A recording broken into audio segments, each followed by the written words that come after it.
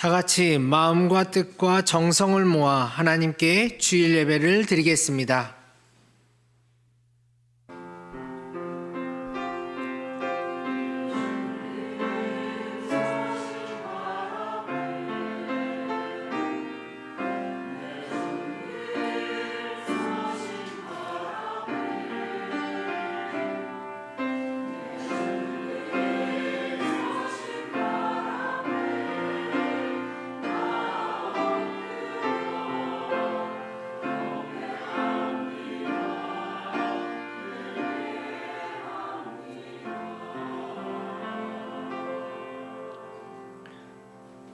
오라 우리가 굽혀 경배하며 우리를 지으신 여호와 앞에 무릎을 꿇자.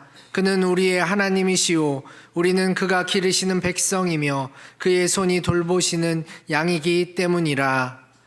사랑이 많으신 하나님 아버지, 광야 같은 고달픈 세상길에서 저희와 동행하여 주시고 눈동자와 같이 보호하여 주신 것에 감사를 드립니다. 또한 오늘 이렇게 거룩한 주일을 허락하여 주시고 주님을 예배하는 백성으로 불러주시니 감사합니다. 이 예배하는 이 시간 세상과 나는 간 곳 없게 하시고 구속하신 주님만 바라보게 하옵소서. 세상의 온갖 무거운 짐과 걱정과 근심을 내려놓게 하시고 넓으신 주님의 품에 안겨 평안과 안식을 누리게 하옵소서. 우리 주 예수님의 이름으로 기원하옵나이다. 아멘.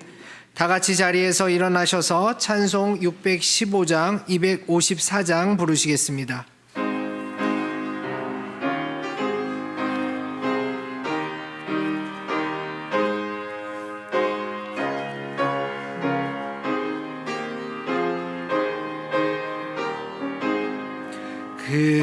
큰 일을 행하시 주께 영광.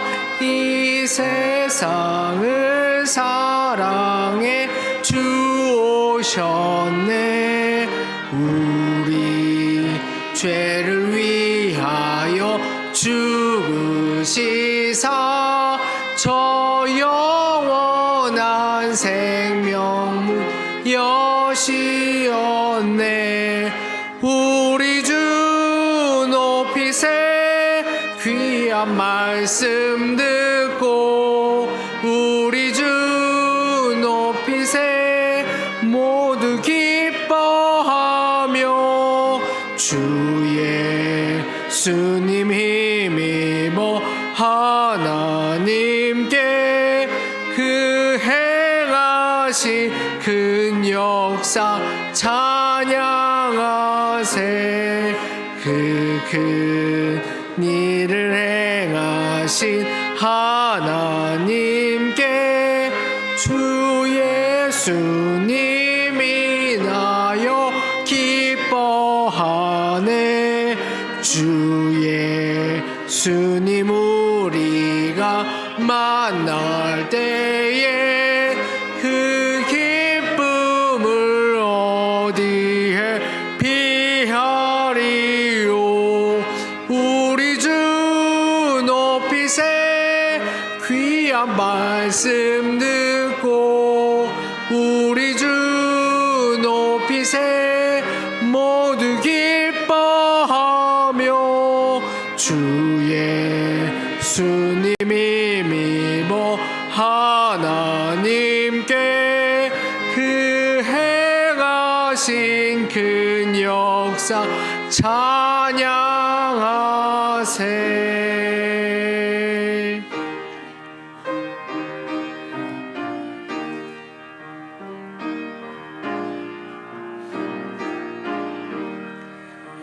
내 주의 보혈은 정하고 정하다.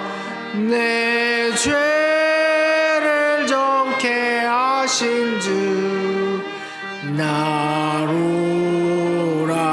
하신다. 내가 주께로 지금 가오니 십자가 십자가의 보혈로 날 씻어주소서. 약하고 주에도 주께로 나가면 힘주시고 내 추함을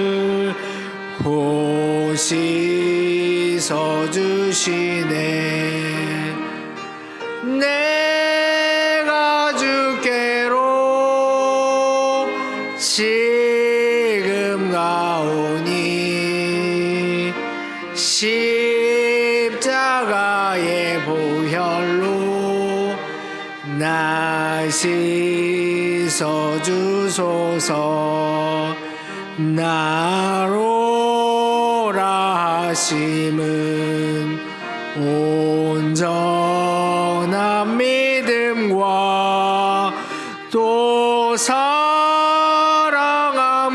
평안함 다 주려 함이라.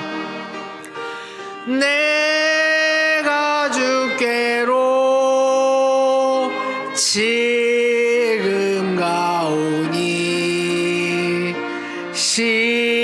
십자가의 보혈로 날 씻어주소서. 큰 죄인 목받아 살 길을 얻었네. 한없이 넓고 큰 은혜 베풀어 주소서. 내가 주께로 지금 나오니 십자가의 보혈로 날 씻어주소서.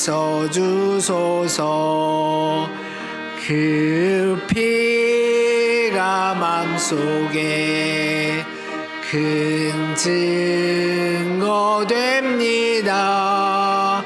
내게도 소리 들으사 다 허락하소서. 내가 주께로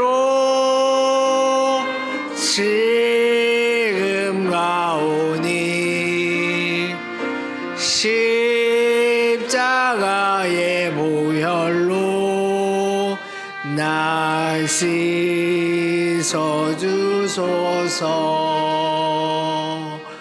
아멘.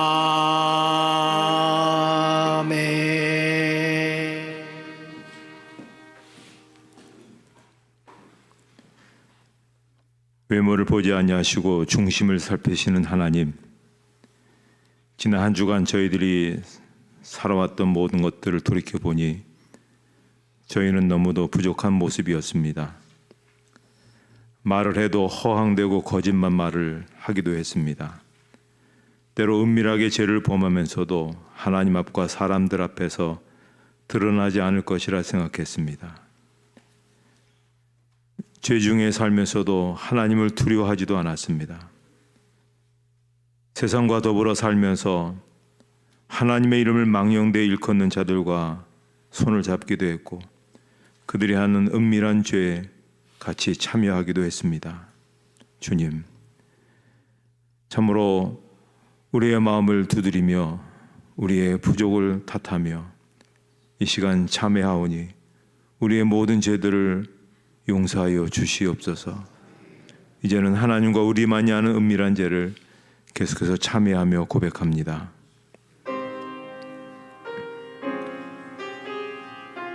아버지 하나님,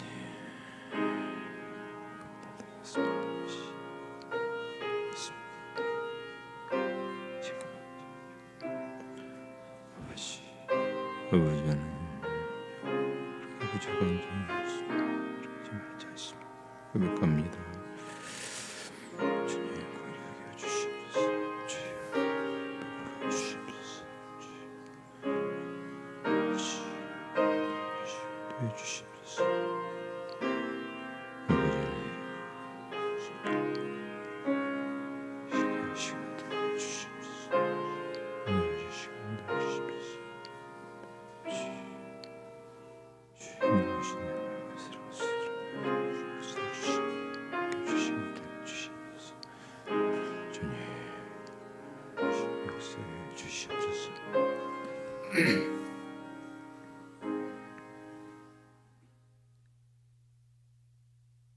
이 시간 참여하는 자들에게 주시는 하나님의 용서의 말씀이십니다. 여호와는 은혜로우시며 긍휼이 많으시며 노하기를 더디하시며 인자하심이 크시도다. 여호와께서는 모든 것을 선대하시며 그 지으신 모든 것에 긍휼을 베푸시는도다. 아멘. 사도신경으로 우리의 신앙을 고백하겠습니다. 나는 전능하신 아버지 하나님 천지의 창조주를 믿습니다. 나는 그의 유일하신 아들 우리 주 예수 그리스도를 믿습니다. 그는 성령으로 잉태되어 동정녀 마리아에게서 나시고 본디오 빌라도에게 고난을 받아 십자가에 못 박혀 죽으시고 장사된 지 사흘 만에 죽은 자 가운데서 다시 살아나셨으며 하늘에 오르시어 전능하신 아버지 하나님 우편에 앉아 계시다가 거기로부터 살아있는 자와 죽은 자를 심판하러 오십니다. 나는 성령을 믿으며 거룩한 공교회와 성도의 교제와 죄를 용서받는 것과 몸의 부활과 영생을 믿습니다. 아멘. 찬송가 5장 찬송 드리겠습니다.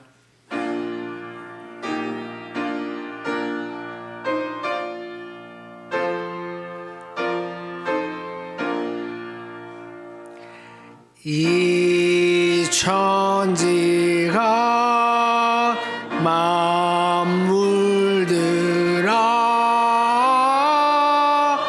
복 주시는 주 여호와 전능성부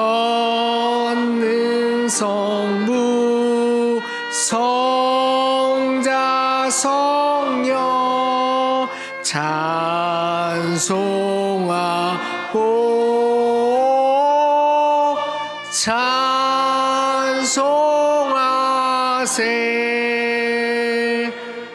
아멘.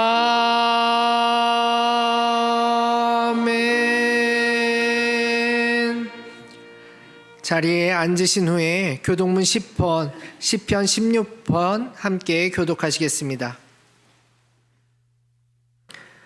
하나님이여 나를 지켜주소서. 내가 주께 피하나이다.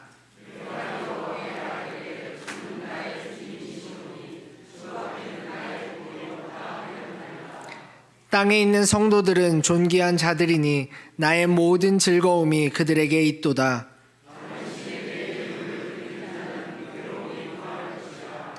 나는 그들이 드리는 피의 전제를 드리지 아니하며 여호와는 나의 산업과 나의 잔의 소득이시니 나의 분깃을 지키시나이다.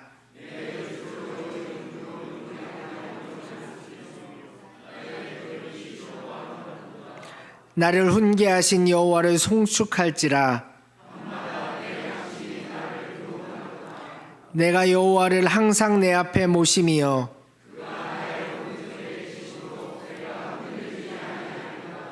아멘. 김명호 장로님께서 기도 인도해 주시겠습니다.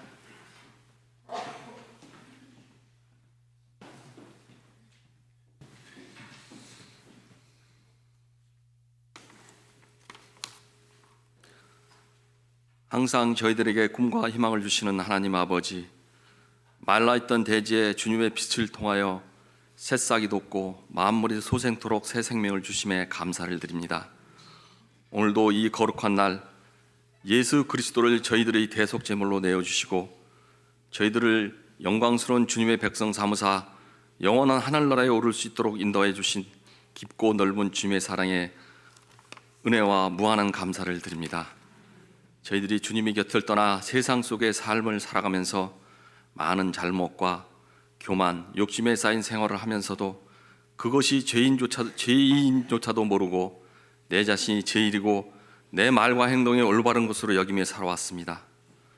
주님 말씀의 순종과 성금의 자세로 주변을 선하게 이끌어 가야 함에도 생각과 마음은 늘 있지만 이를 행동으로 실천하지 못하고 세상적인 즐거움과 평안함을 쫓은 삶을 살았습니다. 주님, 어찌해야 할까요? 저희들이 이러한 뻔뻔함과 미련하고 게으른 믿음의 삶을 이겨내고 극복하여 승리할 수 있는 십자가의 길로 이끌어 주시옵소서. 입으로만 주님을 시인하고 행함이 없는 믿음을 실천하고 주님의 크신 사랑을 널리 알리며 기도와 말씀으로 무장하여 섬기는 교회를 부흥케 하고 이 지역과 더 나아가 이 나라를 주님의 나라로 변화시키는 역사에 참여하는 믿음의 순례자이 되도록 인도하여 주시옵소서. 사랑과 은혜의 하나님 아버지, 지금 이 나라의 청년들이 하나님을 믿지 않는 세상의 풍조에 흔들리지 않게 하시옵소서. 주어진 환경과 어려운 여건 가운데서도 굴하지 않고 주님을 믿음으로 승리하게 하시며, 특별히 젊은 부부들이 육아와 직장 생활을 하는데 어렵고 힘들지 않게 하시고 힘들고 어려울 때 주님을 의지하며 이겨낼 수 있는 신실한 믿음을 허락하여 주시옵소서.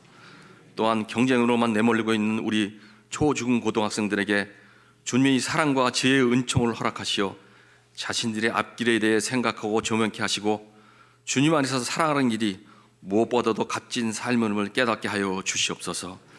각자의 개성과 특성을 잘 살리고 충성스럽고 진실된 하나님의 자녀로 이 세상을 주님의 이름을 위해 쓰임받는 믿음의 용사로 거듭나게 하여 주시옵소서. 사랑의 주님, 지금까지 대형교회를 지켜주시고 인도하여 주신 은혜에 감사를 드립니다.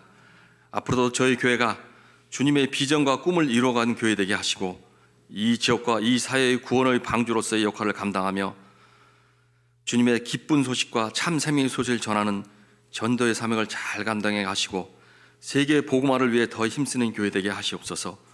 모으기보다는 함께 나누고 섬김의 자세로 세상을 변화시키는 교회로, 정의와 공의가 살아 움직이며 불의를 용납하지 않는 교회로 인도하여 주시옵소서. 이 나라 이 민족을 사랑하시는 하나님 아버지, 지금까지 이 나라가 이 자리에 오기까지 역사하시고 인도하여 주신 은혜에 감사를 드립니다. 하지만 현재 저희 나라는 세계적인 불황으로 경제적인 어려움에 처해 있으며 정치는 진보와 보수로 나누어 서로를 비판하고 비난함으로 얼룩져 있습니다. 이러한 이때 일부 교회 지도자들은 주님의 이름을 가리우며 주님의 이름을 팔아 자신의 목적을 이용하는 부도덕한 일을 하고 있습니다. 주님, 용서하여 주시옵소서. 국리를 여겨서 자비를 베풀어 주시고 이 나라가 다시금 증오와 미움, 거짓과 죄악에서 벗어나 화해와 평화, 용서와 사랑 속에서 하나 되는 나라 되게 주님 역사하여 주시옵소서. 오늘도 말씀 들고 단에 서신 담임 목사님 성령의 권능으로 붙들어 주시고 생명의 말씀이 선포되게 하시며 듣는 저희들 성령 충만으로 심령을 변화받는 귀한 예배의 시간 되게 하여 주시옵소서. 마음과 정성으로 준비하여 주님께 찬양을 드리는 할렐루야 찬양대의 찬양을 기뻐 받으시고 그 귀한 손길을 기억하시어 주님의 예비하신 축복을 내려 주시옵소서. 늘 감사와 영광을 주님께 바치오며 우리 구주 예수 그리스도 받들어 기도드리옵나이다. 아멘.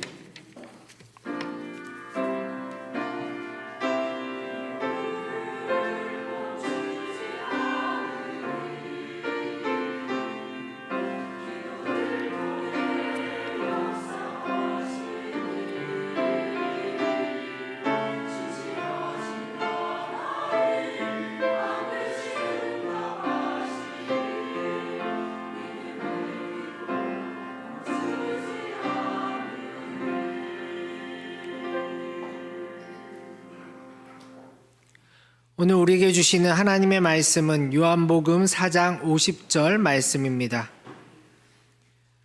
요한복음 4장 50절 말씀 신약성경 149쪽에 있습니다. 하나님의 말씀을 봉독하겠습니다.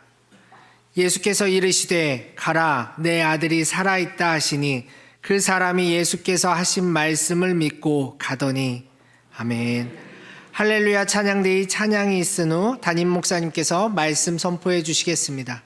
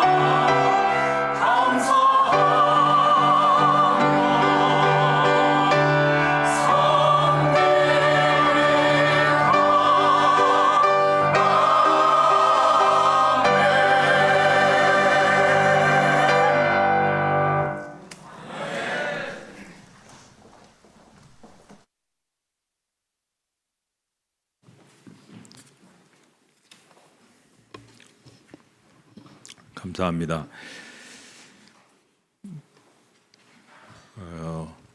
지휘자이신 김인경 입사님께서 허리가 많이 그동안 아팠나 봅니다. 그래서 굉장히 힘들어서 이제 더 이상 그냥 생활을 살아갈 수가 없어서 이제 수술을 아마 이제 결정하시게 되어서 당분간 김인경 입사님 대신에 양효길 지휘자님 모셔서 그렇게 성가대 지휘하도록 하시겠습니다. 오늘도 이렇게 잘하셨는데 우리 한번 일어나서 박수 한번 우리.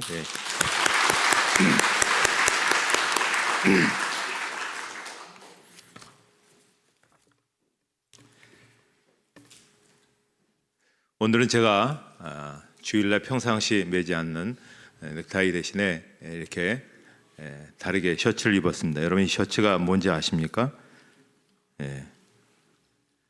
흔히 뭐 로만 칼라, 그 다음에 클러지 셔츠라고 하고, 이제 카라는 이제 로만 칼라라고 그렇게 부르죠.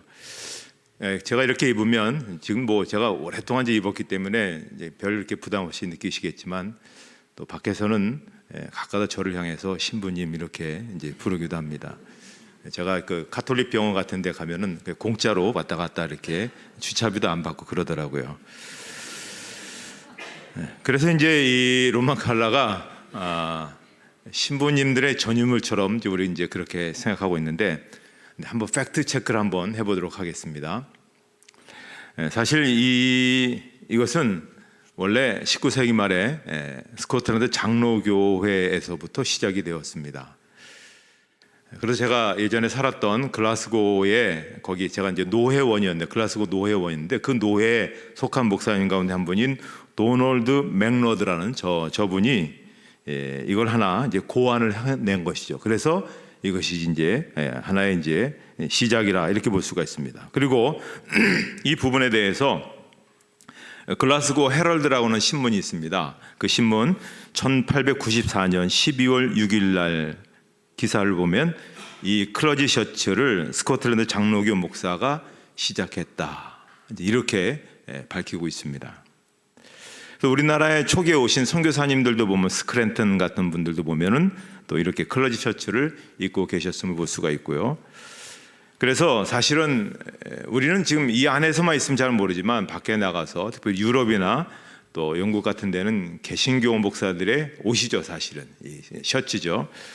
그리고 우리 장로교가 이제 스코틀랜드 장로교부터 시작됐으니까 그 스코틀랜드 장로교의 목사님들은 다 그렇게 주일날에도 평일날에도 그렇게 입고 다니시고 또 다른 개신교 교단의 목사님들도 마찬가지로 그렇게 입고 다니십니다. 그런데 이제 가톨릭 교회에서 언제부터 이 옷을 입게 되었는가? 그것은 오래되지 않았습니다. 제2차 바티칸 공의회가 있습니다. 1962년부터 65년까지 4년 동안에 회의가 있습니다. 전 세계의 가톨릭 지도자 2,000명이 모여서 바티칸에서 이 변화하는 세대 속에서 가톨릭이 어떻게 생존할까 하는 굉장히 중대한 그 2차 두 번째 굉장히 큰 회의를 열었는데 이때 신부들은 로만 칼라를 입자, 이게 이제 결정이 된 겁니다. 그 당시에 결정할 때 굉장히 논란이 많았다고 합니다. 이게 왜 개신교 목사들이 입는 옷인데 왜 우리가 따라가야 되느냐, 그렇게 했는데 이미 1940년대 후반부터 이 1차, 2차 세계대전이 끝난 다음부터 신부들, 젊은 신부들 사이에서 우리가 좀 의미를 좀 새롭게 하기 위해서 그 개신교 목사들 옷이지만은 그 의미가 좋으니까 우리도 그렇게 입자. 그래서 이제 그렇게 했고, 이미 벌써 대세가 젊은 신부들이 그렇게 다 입고 다니기 때문에 이걸 거부하기가 어려웠고, 그리고 새로운 세대를 향한 그러한 대회에서 이걸 결정하자 해서 그렇게 결정했습니다. 어쨌든 결정했지만 그 당시 굉장히 많은 그러한 논란이 있었습니다. 가톨릭 신부가 개신교 목사를 따라간다는 게 굉장히 자존심 상하는 일이다, 이제 그렇게 했던 것이죠. 자, 그런데 이제 생각해 보십시오. 개신교 원래 개신교 목사의 옷이었는데 가톨릭 그 사제의 옷이 됐습니다. 근데 한국에서 보면은 개신교 교인들도 왜 목사님이 신부님 옷을 입지 희한하게 생각하고, 또 가톨릭 신자들은 목사가 신부 옷을 입었다고 굉장히 기분 나빠하는 그런 것을 볼 수가 있습니다. 그러니까 여러분 이 사실을 아시면 이제 많은 사람들을 가르쳐 주시고, 의외로 한국에서 이 사실을 아는 사람들이 별로 없습니다. 그래서 제가 열심히 지금 가는 데마다 이 이야기를 하고 있습니다. 그런데 이 복식이 만들어진 의미가 있습니다. 사실 이게 중요한 겁니다. 자, 이게 좀 말이 이상하지만 요게 개끈을 상징합니다. 자, 개끈은 뭡니까? 주인이 끌면 끌려가는 겁니다. 우리의 주인 되신 하나님께서 끄는 대로 끌려가겠다는 겁니다. 하나님께서 말씀하시면 말씀하신 대로 살겠다는 겁니다. 하나님의 말씀이면 말씀이 참인 줄 알고 그렇게 믿고 살겠다. 그 의미가 여기에다 함축되어 있는 겁니다. 이게 뭐 굉장히 폼나고 뭐 나름대로 어떤 특별한 어떤 사람들의 어떤 그런 게 아니라 주님이 이끄시는 대로 어디든지 가서 충성스럽게 살다, 또 그렇게 충성하다, 그런 삶을 살아가겠다 하는 그런 이야기입니다. 자, 오늘 바로 이렇게 이와 같은 정신을 갖고 살아간 한 사람의 모습이 나타납니다. 이 사람을 성경에서는 왕의 신하다 이렇게 얘기합니다. 왕의 신하라 했을 때 이게 복합적인 의미가 있습니다. 이게 왕자일 수도 있고, 또 말 그대로 왕의 지근거리에서 경호하고 있는 사람이라도 할 수 있고, 어쨌든 왕을 몸처럼 섬기는 그러한 사람들이죠. 그렇기 때문에 아마도 이 사람은 당시에 분봉왕이었던 헤롯 주변에 있었던 그런 사람이라 이렇게 볼 수가 있습니다. 왕궁에 살았고, 그리고 왕의 권세를 마음껏 누리는 사람이었고, 왕궁에 있는 모든 그러한 권력과 그리고 금력을 같이 누리는 그런 사람이었습니다. 무서울 것도 없고 부럽지 않는 그런 사람이 어느 날 그의 가정에 비극이 찾아왔습니다. 돈으로도 사회적 신분으로 할 수 없는 일이 하나 왔습니다. 그것은 사랑하는 아들이 병들어 죽게 된 겁니다. 거의 죽게 된 상황임을 볼 수 있습니다. 어느 누구도 질병에는 등급이 없습니다. 부자 집에도 질병이 찾아가고 가난한 집에도 질병이 들어가게 됩니다. 자, 이 사람이 백방으로 노력을 해봤지만 소용이 없었습니다. 그러던 차에 예수께서 병을 고치신다는 그런 이야기를 듣고 예수님 앞으로 나간 겁니다. 평상시에는 그 많은 소식을 들어도 한 번도 그렇게 예수님 찾지 않던 이 사람이 고통이 오니까 예수님께 찾아간 겁니다. 그렇게 볼 때 고통은 어떤 분의 말대로 의하면 우리 주님의 사랑의 초청장입니다. 고통이 없었으면 도저히 몰랐을 예수님을 고통 때문에 만난 경우가 세상에 참 많습니다. 일본의 시인 가운데 미즈노 겐지라는 그런 분이 계십니다. 이분이 11살 때 뇌성 소아마비에 걸려서 그 다음에 몸에 부작용이 일어납니다. 목 이하 이 부분이 그냥 그대로 성장이 멈추면서 그냥 뼈만 남는 건, 뼈에다가 그냥 살이 붙어 있는 그런 상황입니다. 근데 이상하게도 이 얼굴만은 또 자라는 겁니다. 이 사람이 마음껏 움직일 수 있는 것은 눈동자밖에 없습니다. 그 고통 속에서 이분이 전도를 받고 예수님을 영접합니다.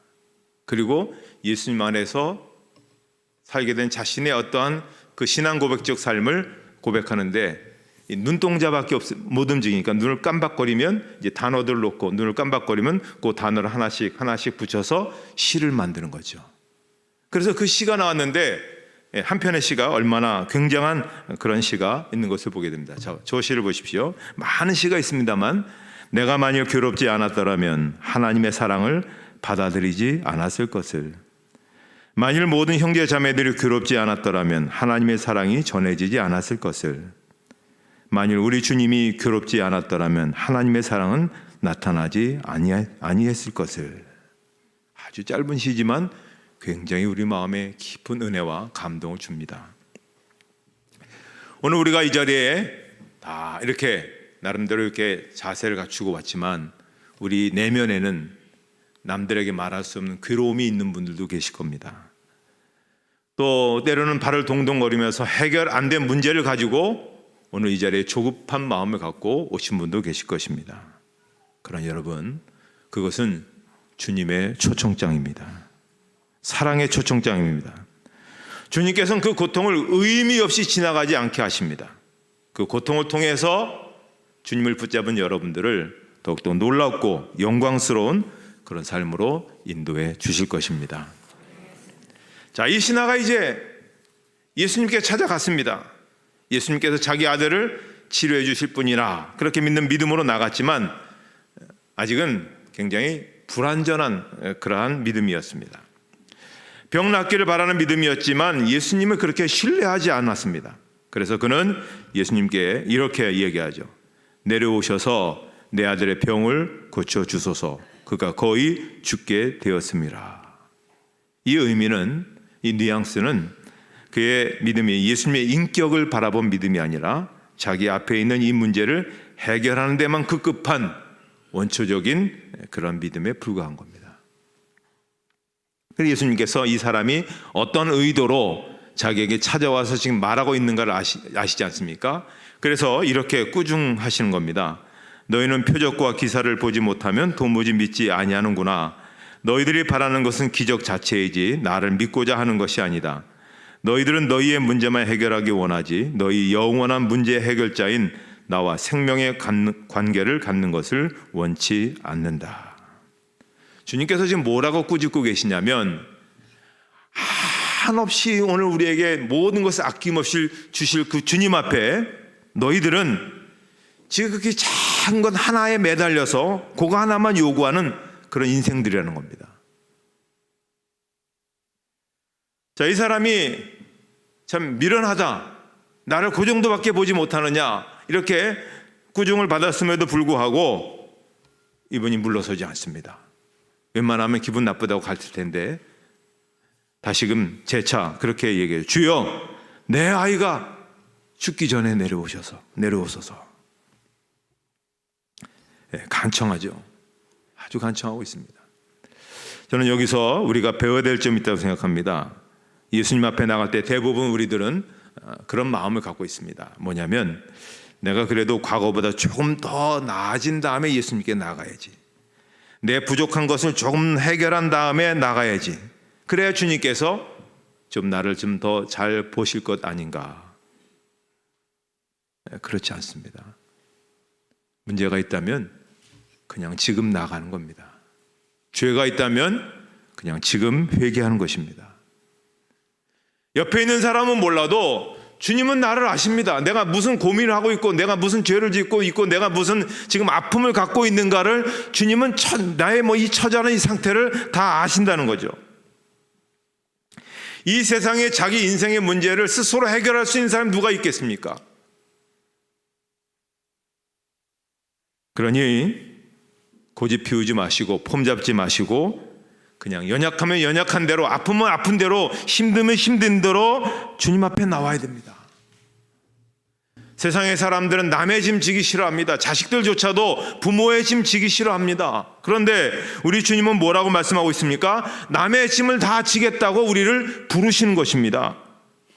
내가 내 문제를 해결할 수 없을 때, 내가 내 인생의 그 무거운 짐에 짓눌려서 신음하고 있을 때 아무도 도움 줄 수 없어서 이리저리 손짓하지만 다 외면하고 있는 그때 주님께서 우리에게 뭐라 말씀하십니까? 수고하고 무거운 짐 내려놓은 다음에 내게 나오라. 그렇게 말씀하지 않습니다. 뭐라 말씀하시죠? 수고하고 무거운 짐진 자들아 다 내게로 오라. 내가 너희를 쉬게 하리라. 예수님께서 보실 때 이 사람이 굉장히 연약한 믿음이지만 그래도 이제 주님 앞에 조금 더 주님을 더 신뢰하는 그런 마음으로 나오는 이 사람을 주님께서 더 그 믿음을 온전하게 해주고 강건하게 해주시기로 작정하시고 또 그를 인도해 주십니다. 그래서 주님께서 이제 놀라운 역사를 말씀하시죠. 주님 내려오셔서 우리 집에 오셔서 내 아들을 고쳐주십시오. 거리와 시간을 쫓아서 그렇게 말씀했는데 주님은 지금 뭐라고 그에게 말씀하시냐면 가라! 내 아들이 살았다. 내 아들이 일어났다. 내가 가서 고쳐주겠다. 내가 가서 친히 안수해서 고쳐주겠다. 그것이 말씀하지 않고 가라! 아들이 살았다. 이때 이 왕의 신하의 믿음이 일순간에 온전한 믿음으로 채워지는 겁니다. 무언가 기적을 봐야 믿겠다는 그 마음이 보지 않아도 얼마든지 이분을 내가 신뢰하기 때문에 그것이 이루어질 줄 믿는다라는 믿음으로 그렇게 되었습니다. 그래서 성경이 뭐라고 말씀하고 있습니까? 그 사람이 예수께서 하신 말씀을 믿고 가더니. 안 받습니다. 어떠한 징조와 어떠한 현상이 나타나는 걸 보지 않았습니다. 그럼에도 불구하고 내 아들이 낳았다는 그 믿음을 믿고, 아 그렇습니까? 믿습니다. 그리고 아들이 낳았다는 그 말씀을 듣고 그냥 자기의 집으로 그냥 갔다는 것입니다. 이것이 오늘 우리에게 주님께서 요구하시는 그런 믿음인 것입니다. 자, 우리가 예수님을 믿는다고 얘기합니다. 우리가 예수님의 무엇을 믿습니까? 예수님의 인격을 믿는 겁니다. 인격을 믿는다는 것은 뭐냐면 예수님의 말씀을 믿는 겁니다. 제가 보니까요, 여러 세상에 많은 그런 사람들이 있는데 중국 사람들이 장점 중에 하나가 뭐냐면 한번 친구를 삼으면 이 사람들이 관시 이런 거 좋아하잖아요. 관계 좋아하는데 한번 친구 하자 해서 친구가 딱 되면 굉장히 놀랍습니다. 다 믿어줍니다. 뭐 보증서 내라, 혹은 뭐 문서 만들자, 공증하자, 그렇게 해야 됩니다. 한번 말하면 그냥 믿어줍니다. 친구가 됩니다. 저는 이것이 오늘 우리의 믿음의 원칙이라고 봅니다. 자, 사도 바울이 로마로 향해서 지금 가고 있었습니다. 죄수의 몸으로 지금 가고 있는데 그 타고 있는 배가 갑자기 그 지중해에서 우리식으로 말하는 태풍이죠. 유라굴로라는 태풍을 만나게 됩니다. 저도 예전에 한번 가서 태풍을 만났는데 이게 보통 정신 못 차리는 정도가 아니더라고요. 그래서 성경의 표현에 의하면 몇 날 며칠이고 계속 그냥 캄캄한 밤과 같은 그런 시간 속에서 배가 지금 그냥 떠밀려 다니는 겁니다. 어떻게든지 사람들이 살아보려고 있는 짐 다 내던져보고 그래서 지금 그냥 막 애를 쓰는데도 성경에 보면 그들이 지금 남은 유일한 희망은 죽는 것밖에 없다, 그렇게 이야기합니다. 태풍 속에 배멀미 심하게 하면 그렇게 되겠죠. 그때 이제 살 소망이 모든 것이 끊어진 그 순간에 사도 바울이 거기에 있는 백부장과 그리고 있는 모든 선원들 그리고 모든 사람들에게 사도행전 27장 23절 이하에 이렇게 말합니다. 내가 속한 바 곧 내가 섬기는 하나님의 사자가 어젯밤에 내 곁에 서서 말하되 바울아 두려워하지 말라. 내가 가이사 앞에 서야 하겠고 너 걱정하지 말아라. 너 가이사 앞에 서서 복음을 전할 것이다. 그 말을 듣고 나서 그 다음에 사도 바울이 했던 놀라운 고백이 있습니다. 저는 이 고백이 오늘 우리에게 있어서 우리가 늘 고백해야 될 부분이라고 봅니다. 사도행전 27장 25절 말씀. 네, 이 말씀 우리 한번 같이 읽도록 하겠습니다.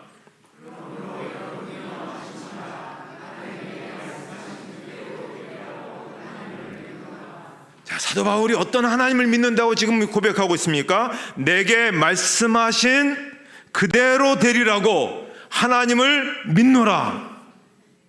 여러분, 이 말씀이 오늘 우리에게 있어서 나의 고백이 되어야 됩니다. 나는 성경에서 내게 말씀하신 대로 그대로 될 것입니다. 그렇게 하나님을 믿어야 됩니다. 그 하나님은 어떤 하나님이십니까?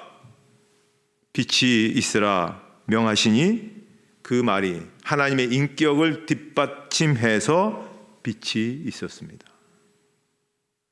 물이 있어라, 육지가 있어라 말씀하실 때 하나님의 인격을 뒷받침해서 그대로 그렇게 이루어지게 되었다 하는 것입니다.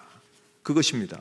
우리가 하나님의 말씀이 그대로 이루어질 줄 믿는 그 믿음, 이걸 오늘 본문은 우리에게 요청하고 도전하고 계시는 것입니다. 왕의 신하가 이제 믿음이 충만해졌습니다. 그리고 집에 내려가는데 그가 가버나움에서 가나안까지 약 한 100리길 정도밖에 안 됩니다. 그러니까 이것이 오후에 일어났으니까는 그냥 내리 걸어가면 한 저녁 때쯤이면 자기 집에 도착합니다.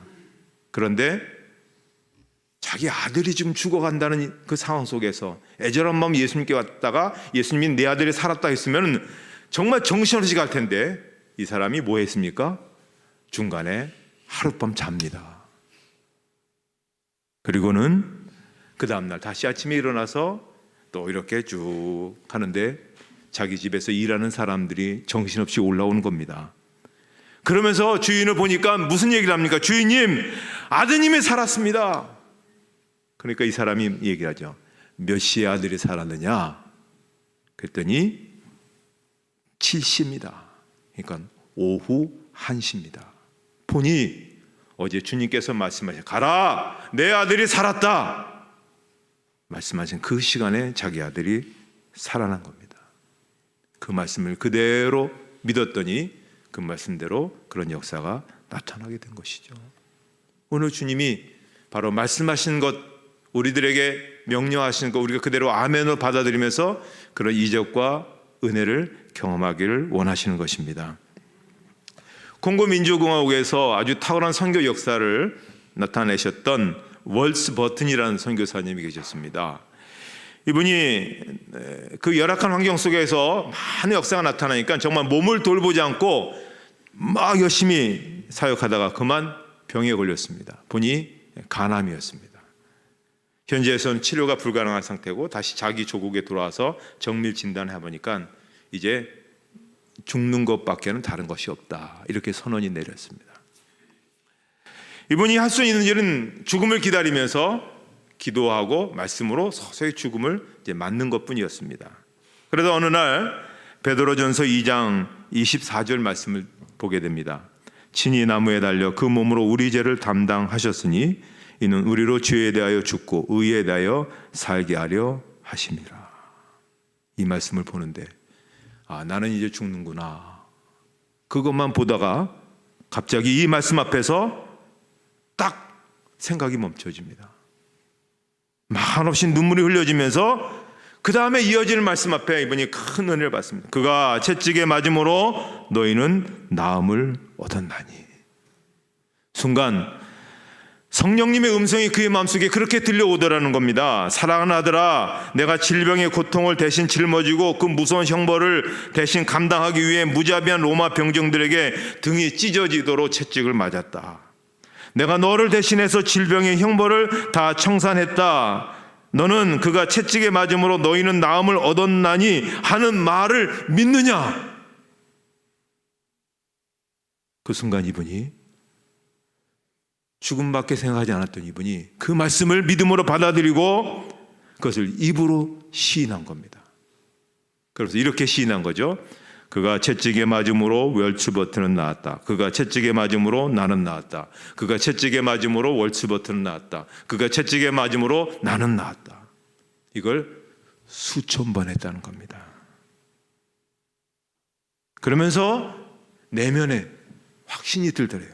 하나님께서 내 병을 고쳐주시는구나. 확신이 들었습니다. 그러면서 자기를 간호하고 있는 아내에게 그렇게 얘기를 했답니다. 여보, 이 말씀 보세요. 그가 채찍에 맞음으로 너희가 나음을 입었다고 기록하지 않습니까? 이 말씀을 통해서 성령께서 지금 제게 말씀하셨어요. 나는 이제 간암 환자가 아닙니다. 나는 하나님께서 말씀하신 대로 정상인이 되었습니다. 정상인이 어떻게 누워있을 수 있겠소? 이제 나는 선교지에 가서 다시 활동해야 되겠습니다. 그리고는 다시 선교지로 가서 전도를 했다는 겁니다. 의심 없이 말씀 그대로 받아들였더니 전보다 더 열심히 건강하게 복음의 사역을 감당하는 그런 선교 사역을 하게 되었다는 겁니다. 오늘 주님이 오늘 우리들에게 원하시는 게 뭡니까? 진정한 믿음, 완전한 믿음으로 우리의 문제가 해결되고 고쳐지기를 원하는 것입니다. 믿음은 다른 것 아닙니다. 하나님의 인격을 신뢰하고 하나님의 말씀을 신뢰하고 그 말씀 그대로 이루어짐을, 그 말씀 그대로 나타남을 믿는 것이 바로 믿음입니다. 주님이 말씀하시죠. 내가 본고로 믿느냐? 보았기 때문에 믿느냐? 그것보다 더 큰 믿음이 있다는 겁니다. 무엇입니까? 보지 않고 믿는 자가 더 복되도다. 하나님을 전폭적으로 인격적으로 온전히 신뢰하는 자가 더 큰 믿음의 사람이 되고 그 사람이 믿음으로 사는 그런 즐거움을 인생 속에서 가질 수 있는 것입니다. 문제가 있으시고 힘든 일도 많고 어려운 일이 있지만 온전한 믿음으로 한번 도전해 보십시오. 하나님께서 우리에게 놀라운 은혜를 주실 것입니다. 그런 믿음의 사람들이 되시기를 주님의 이름으로 축복합니다. 하나님 아버지 감사합니다. 오늘 저희들에게 귀한 믿음으로 저희들 초청하여 주시고 도전해 주시고 깨닫게 해주셨습니다. 말씀하신 그대로 되리라고 믿는 믿음으로 기적을 나타내고 또 하나님의 역사를 경험하는 복된 하나님의 사람들 되게 해 주시옵소서. 예수님의 이름으로 기도하옵나이다. 아멘.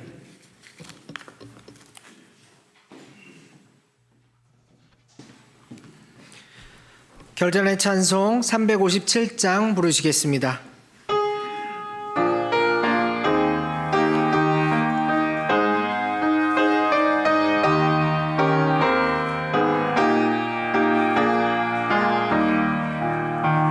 주 믿는 사람이 일어나 다 힘을 합하여 이 세상 모든 마귀들 다 쳐서 멸하세. 저 앞에 오는 적군을 다 싸워 이겨라. 주 예수 믿는 힘으로 온 세상 이기네. 믿음이 이기네. 믿음이 이기네.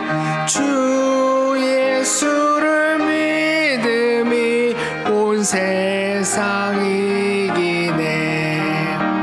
온 인류 마귀 계율로 큰 죄에 빠지니 진리로 뒤를 띠고서 늘 기도드리세.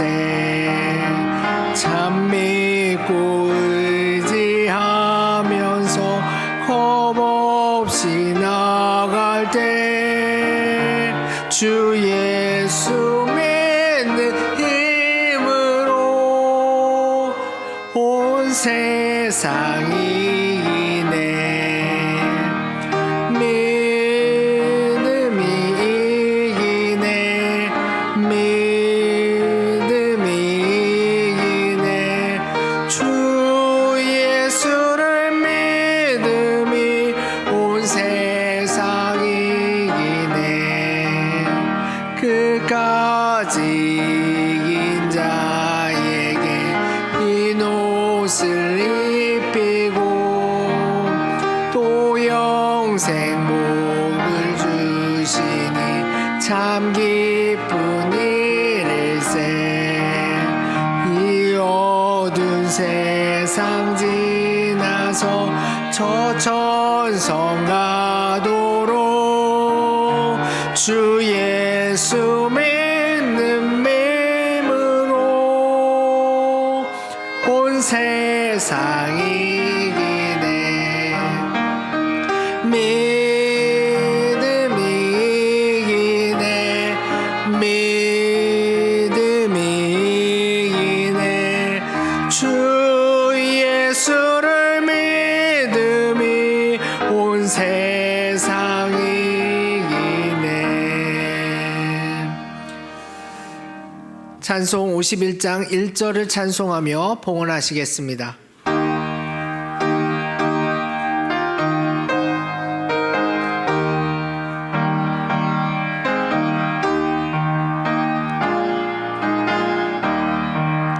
주님 주신 거룩한 날 기쁨으로 주 앞에 와 기도하고 찬양하며 주께 경배 드립니다.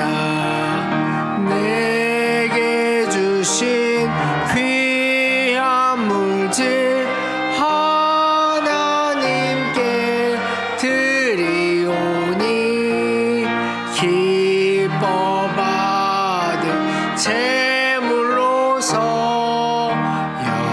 연락되게 하옵소서. 아멘. 창조주 하나님 아버지, 하나님의 그 손길이 우리의 인생 가운데 항상 머물러 있으며 하나님의 능력이 우리의 모든 걸음걸음마다 함께하여 주신 줄을 믿습니다. 지난 한 주간도 그와 같은 하나님의 손길로 인해서 많은 은혜를 경험하게 하여 주시고 많은 능력을 체험할 수 있는 복된 심령들 삼아 주신 것 감사합니다. 이 시간 저희가 하나님 앞에 예물을 봉헌합니다.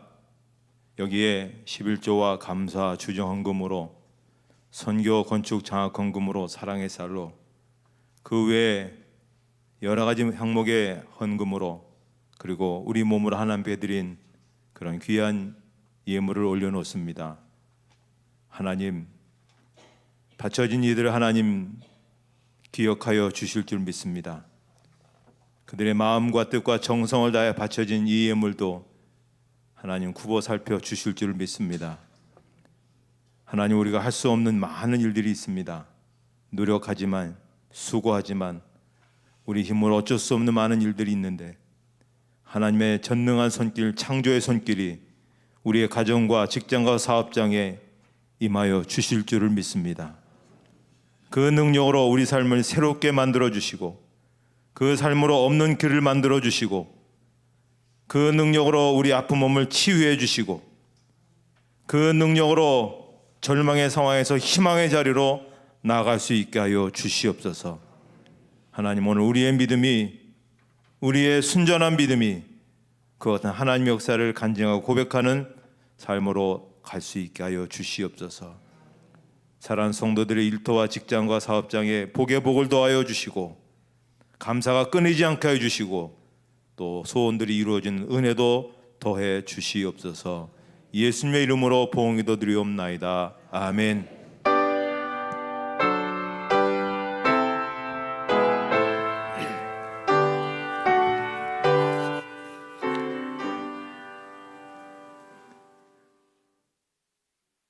교회 소식 말씀드리겠습니다. 오늘 찬양 예배는 재정위원회 헌신 예배로 드리겠습니다.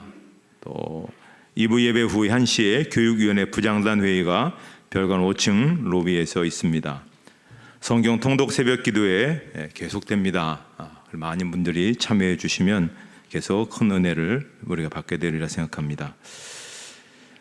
저희가 지난주에 광고했지만 69주년을 우리가 기념해서 꿈을 지원하는 이른바 꿈지 장학생 선발을 하고 있습니다.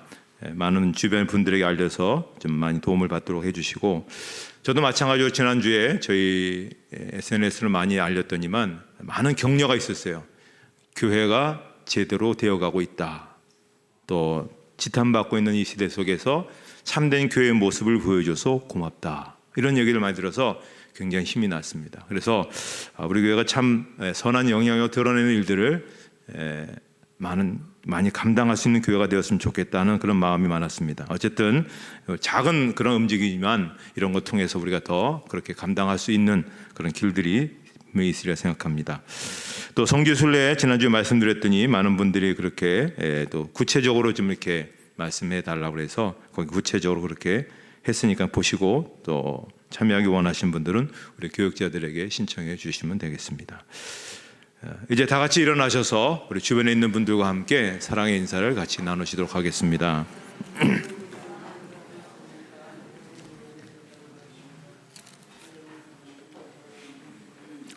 찬송가 635장 부르시고 축도로 마치도록 하겠습니다.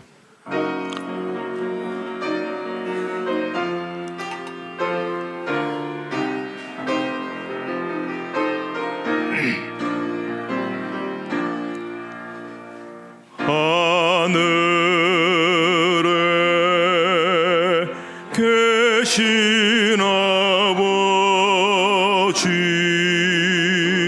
이름 거룩하사 주님 나라 임하시고 뜻이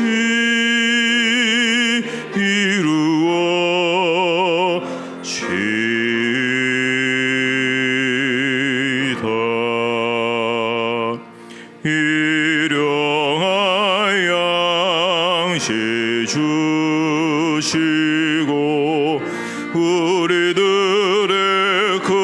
죄 다 용서하옵시고 또 시험에 들게 마시고 악에서 구원하소서. 내게 주의 나라 주의 권세 주의 영광 영원히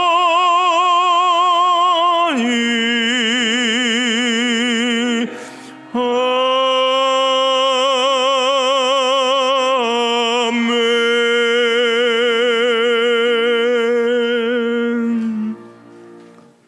이제는 우리 주 예수 그리스도의 은혜와 하나님 아버지의 사랑하심과 성령의 교통하심이 예배드린 모든 성도들 머리 위에 이제로부터 영원토록 함께 없시기를 축원하옵나이다. 아멘.